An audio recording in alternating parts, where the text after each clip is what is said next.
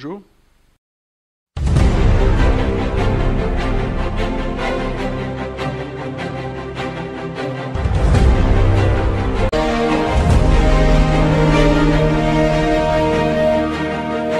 Bon, je m'appelle Ismaël Dembélé, je suis responsable politique de l'Alliance pour la République à Ourossogui.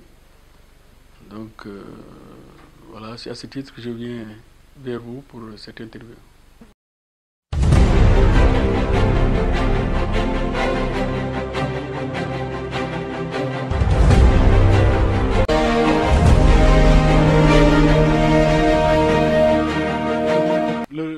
L'Alliance pour la République se porte très bien, aussi bien à Ourossogui qu'au niveau du département de Matam, je dirais même au niveau de toute la région de Matam. Seulement, bon, comme on est à quelques encablures de l'élection présidentielle, qui est une élection majeure, il est tout à fait normal que nous descendions sur le terrain pour remobiliser les troupes et essayer de préparer le bilan du président Macky Sall, qui est un bilan qui parle vraiment pour lui et qui est un bilan très brillant que les Sénégalais auront à cœur de découvrir et effectivement de constater que le président Macky Sall, durant son premier mandat, a fait beaucoup de choses et Inch'Allah, tout ce qu'il a fait va être poursuivi au niveau du deuxième mandat, Inch'Allah.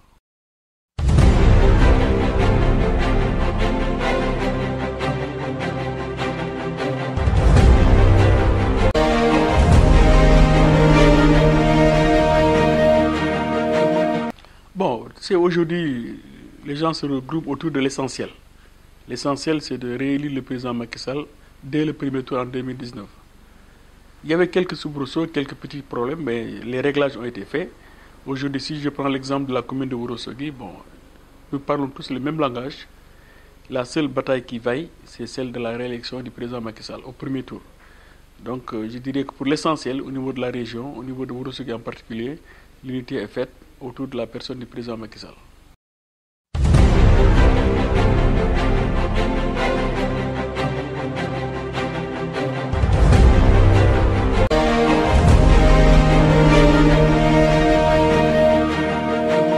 Oui, la stratégie, c'est j'ai fait l'ensemble des quartiers pour essayer de remobiliser les troupes.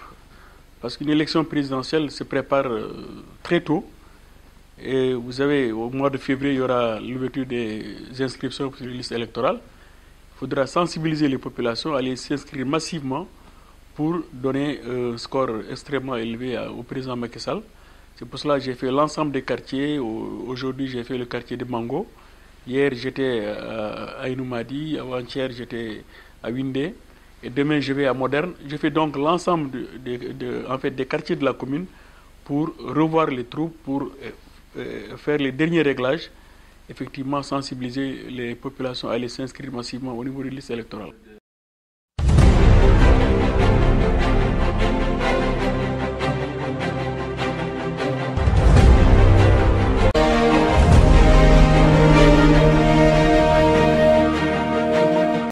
Oui, il y a une unité, parce que d'ailleurs, lors des élections législatives du 30 juillet, bon, nous avons mené campagne ensemble, nous avons réalisé le score très élevé, bon, en faveur de la coalition Benno Bokk Yakaar. Donc la coalition, elle vit, elle existe. L'unité est faite au niveau de Benno Bokk Yakaar et sur ce plan-là, nous n'avons aucune crainte. Nous avons de bons rapports avec le maire parce que l'essentiel pour nous, c'est que la coalition travaille, c'est que la coalition réalise un bon score en vue de réélire le président Macky Sall au premier tour.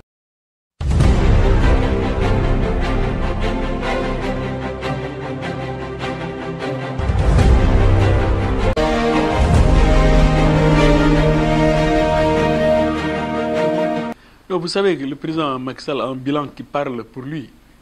Parce que si vous prenez le plan Sénégal émergent, vous prenez le PUDC, la couverture maladie universelle, la bourse de solidarité familiale, bon, disons que c'est un bilan élogieux. Bon, le président Macky Sall a réalisé beaucoup de choses.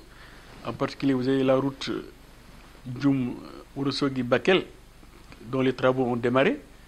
Vous savez, il y a un maillage de l'ensemble du pays au niveau des infrastructures routières, au niveau de l'agriculture. Moi, je suis dans le domaine du riz, mais aujourd'hui, le riz local sénégalais se vend très bien. Et c'est le président Macky Sall, depuis son mandat, qui a vraiment boosté la culture du riz au Sénégal, qui fait qu'aujourd'hui les importations diminuent d'année en année au profit du riz local. C'est pour cela que je dis son bilan parle pour lui. Inch'Allah, en 2019, les populations sauront faire le bon choix en réélisant le président Macky Sall au premier tour.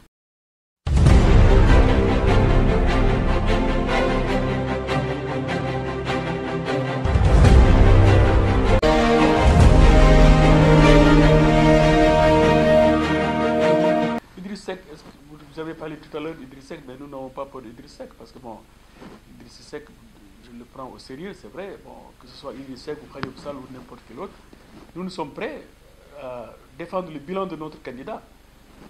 D'ailleurs, un bilan que nous allons expliciter aux populations. Il faut que la communication se fasse, que l'information passe et que les gens sachent qu'est-ce que le président Macky Sall a fait depuis qu'il est à la tête de ce pays-là. Donc, quel que soit le candidat qui y aura en face, nous allons le battre au premier tour, Inch'Allah, avec un score.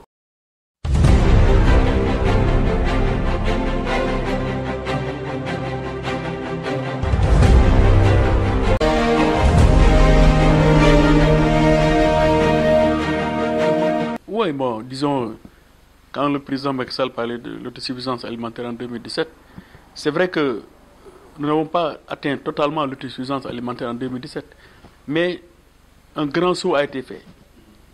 Vraiment, aujourd'hui, moi qui suis dans le secteur, je constate que le riz local aujourd'hui se vend partout. Les producteurs n'ont plus de riz invendu. Avant le président Macky Sall, les producteurs de riz au niveau de la vallée avaient toujours des problèmes pour écouler leur production. Aujourd'hui, ce n'est plus le cas. Donc, le gouvernement du Sénégal est en train de faire de gros efforts pour booster davantage la production de riz local et réduire de manière drastique les importations. Inch'Allah, je pense dans un délai raisonnable de 2 ans à 3 ans, Inch'Allah, on aura l'autosuffisance alimentaire. Et l'autosuffisance ne veut pas dire qu'il n'y aura plus d'importation, parce que nous sommes dans un monde libre. Les règles de l'OMC sont claires. Mais, Inch'Allah, le riz local, le riz sénégalais va se vendre de plus en plus et il y aura de moins en moins de riz importé.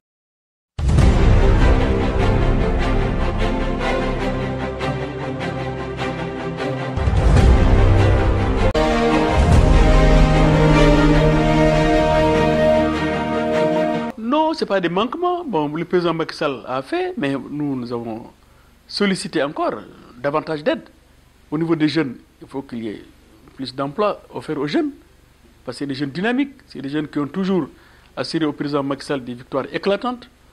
Au niveau des femmes, nous avons réclamé des financements pour les femmes. Parce que ça aussi, c'est tout à fait normal qu'en politique, quand quelqu'un a fait son travail et un militant actif, discipliné, il faut qu'en retour, il puisse être rémunéré. Pas rémunéré, mais je veux dire, il faut qu'en fait, ils sentent qu'ils soient récompensés.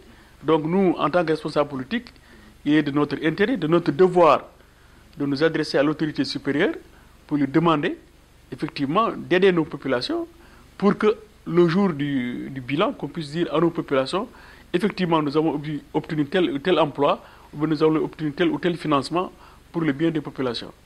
Donc, et sur ce plan-là, je pense que nous avons très bien dit au ministre Mbagnick Ndiaye que le président Macky Sall a beaucoup fait, mais nous sollicitons davantage d'emplois pour nos jeunes, davantage de financements pour nos femmes, en particulier pour les femmes de Ourossogui et pour les jeunes de Ourossogui.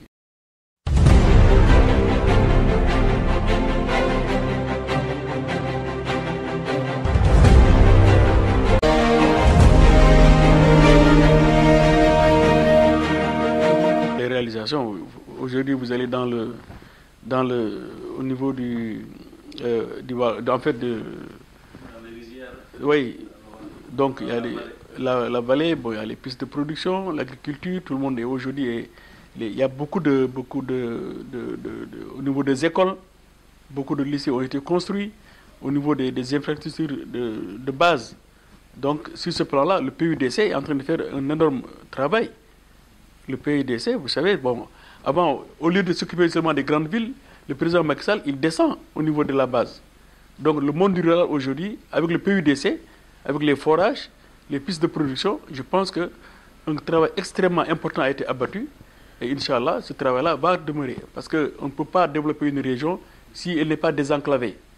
Aujourd'hui, bon, vous allez au niveau de l'autoroute Ila Touba, pour aller, une fois que l'autoroute sera prête, pour aller au Fouta, ça va être beaucoup plus facile. Donc, sur ce plan-là, le président Macky Sall, effectivement, est en train d'asseoir des infrastructures de base pour le développement de cette région-là.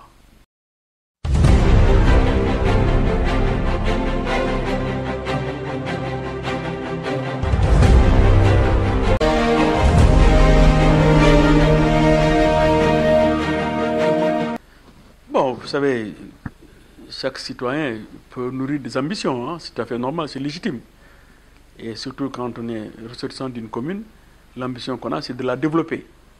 Moi, si essayer de faire en sorte que la commune se développe, si essayer de faire en sorte que les ressortissants de Ourossogui progressent dans leur vie, aussi bien économique que sociale, dans leur bien-être, si c'est ça être ambitieux, oui, je suis ambitieux.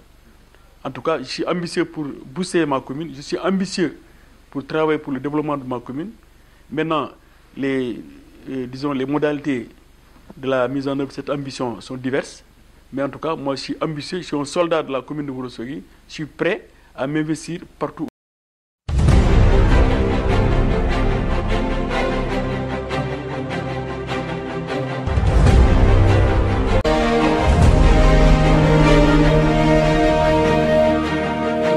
Non, c'est les populations qui vont faire ce bilan-là. Vous savez. Oui, oui, non, mais moi, en tant que, disons, les populations, bon, le maire, il fait ce qu'il peut. Bon, peut-être ce n'est pas toujours... Moi, je ne suis pas, vous savez, il ne faut pas m'attendre sur le terrain de l'attaque personnelle. Moi, c'est au niveau des idées. Moi, j'essaie de défendre mes idées et essayer même si j'ai des critiques à formuler, je dirais tout simplement au maire de tenir compte des besoins des populations, de faire en sorte qu'il y ait un consensus au niveau de l'intérêt général et éviter des querelles personnelles qui ne font pas avancer les choses. Donc moi, les querelles de borne-fontaine, ça ne m'engage pas. Moi, je me mets au-dessus de la mêlée et j'essaie de voir l'intérêt de la commune d'une manière générale. Et si j'ai des conseils à donner au maire, je lui donne. Et s'il y a des choses à critiquer, je critique. S'il y a des choses bonnes qui sont réalisées, je félicite. Moi, je ne suis pas dans l'opposition crypto-personnelle, je suis plutôt dans le partage d'idées, dans la courtoisie et la discipline.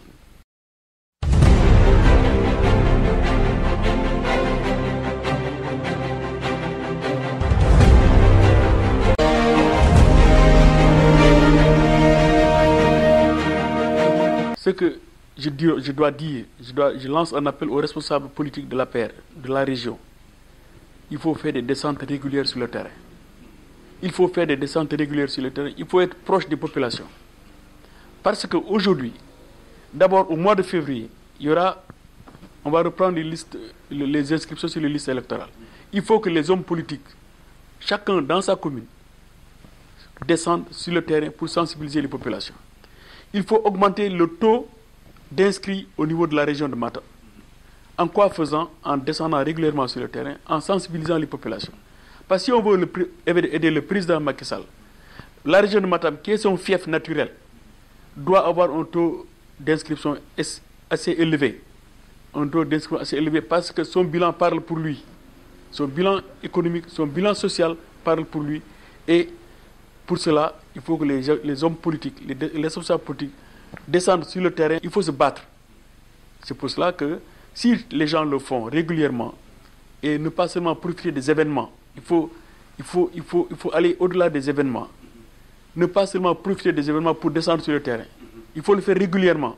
C'est ça que le président Macky Sall veut. Il ne faut pas que les gens restent au niveau de Dakar. Il faut qu'ils descendent régulièrement, qu'ils sollicitent, qu'ils se soient proches de leur population, qu'ils écoutent leur population, qu'ils essaient de voir de quoi ces populations ont besoin pour effectivement défendre davantage le bilan du président Macky Sall et porter les revendications des populations, les doléances des populations au niveau des autorités.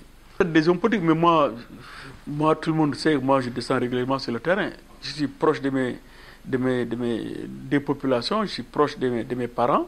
Donc je ne consacre pas à la politique en disant bon, je vais profiter de ces gens-là pour juste en faire un bétail électoral. Moi, ce n'est pas ma conception de la politique. ce que je conçois, la politique, c'est un métier noble. Donc, si on a des ambitions, il faut être proche des populations. Il faut venir régulièrement, avant les élections, expliquer expliciter aussi le bilan du président. Donc, mais ne pas seulement attendre à l'approche des élections pour venir. Moi, ce n'est pas ma conception de la politique et ça ne saurait être ma conception de la politique.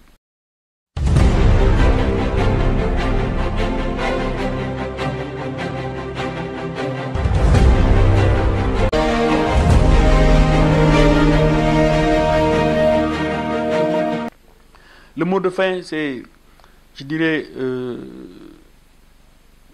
président Macky Sall, il mérite, avec tout ce qu'il a fait, avec tout le bilan qui est le sien, il mérite un deuxième mandat. Et Inch'Allah, il l'aura. Il l'aura parce que c'est dans l'intérêt du pays. D'abord, pour la stabilité politique du pays. Ensuite, les chantiers qui sont ouverts. Et aujourd'hui, Dieu a fait que nous attendons, le Sénégal va devenir un pays pétrolier, va produire du pétrole et du gaz. Et toutes ces ressources qui vont venir doivent être gérées, doivent être entre des mains propres, des mains expertes. Et le président Macky Sall a suffisamment d'expérience, il a suffisamment de retenue pour gérer ces ressources au mieux dans l'intérêt des populations, dans l'intérêt du Sénégal. Donc, je souhaite qu'il y ait un deuxième mandat, qu'il soit réélu au premier tour.